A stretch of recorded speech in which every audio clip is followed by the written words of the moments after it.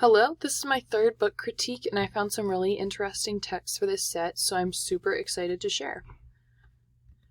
The book that I chose for the feature text is a Caldecott winner called A Different Pond. I really enjoyed this book because everything about it was so simple, but gave a really unique perspective on a group of people who don't often get a lot of attention.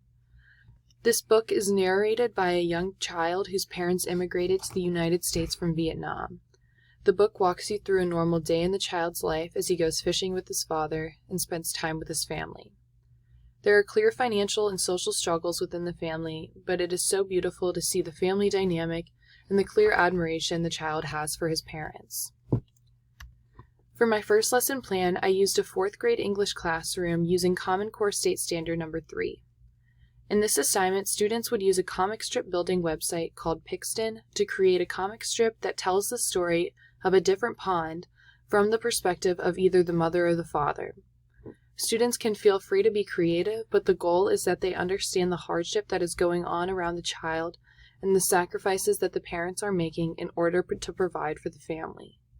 Students will come to understand that the life of this immigrated family is not easy, and there are likely things that parents wish they could change, so as to focus on the specific details of the text and gauge the characters' thoughts, words, and actions.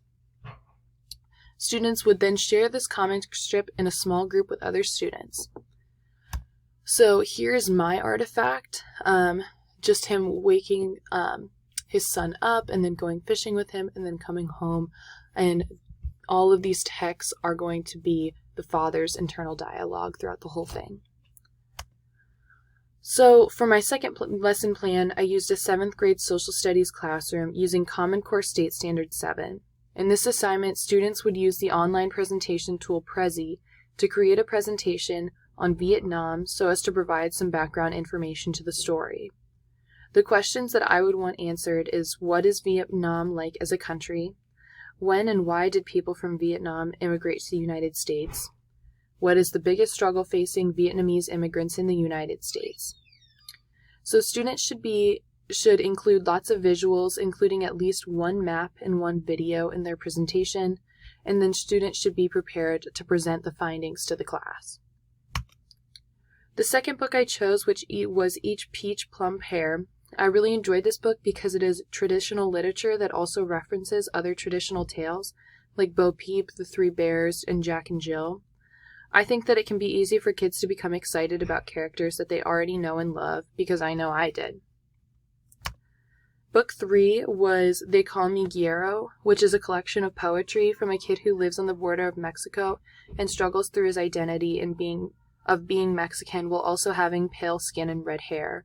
This book of poetry gives some awesome insight to the everyday life and struggles of this kid who is a part of a population I know very little about. Book 4 is called A Place Where Sunflowers Grow. This book is about a young girl who uses art as a sort of escape/purpose as she lives in an internment camp during World War II. One of the coolest things about this book is the fact that every part is translated into Japanese, so the reader can see the English words and the Japanese translation right below it. Book 5 is called The Book Rescuer. This is the true story of an American Jew named Aaron Lansky, who rescued the Yiddish language and advocated for the Jewish culture that was dying. I really love this book because I think the pictures are so engaging and the language is so simple that it encourages young children to become invested in the stories of real people, using a genre, picture books, that is often dominated by fiction. Book C is T is for Tar Heel. This is an awesome book that goes through the alphabet and gives different facts about North Carolina. I can't even imagine how fun this would be for students who live in a North Carolina classroom to learn fun, obscure facts about their state, because I found so much to be interesting, and I am from Ohio, so I didn't even get all of these references.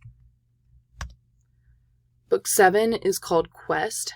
I was really excited to pick up this book because I did use the first book of the series called Journey in one of my previous book critiques. I think that the fact that this book does not have words but has amazing illustrations gives such a great opportunity for students to engage with the text and make up their own stories. I think it would be so cool in a classroom to be able to have students actually write out text and dialogue for each of these pages. I think that would be a really interesting activity.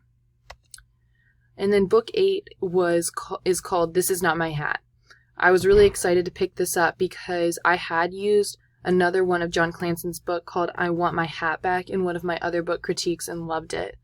I think that they are so clever. These books are so clever and funny while also being simple enough that young children could read them. I also ended up ordering these books for my niece because I love them so much. So these are all of the books I chose. I really hope you enjoyed.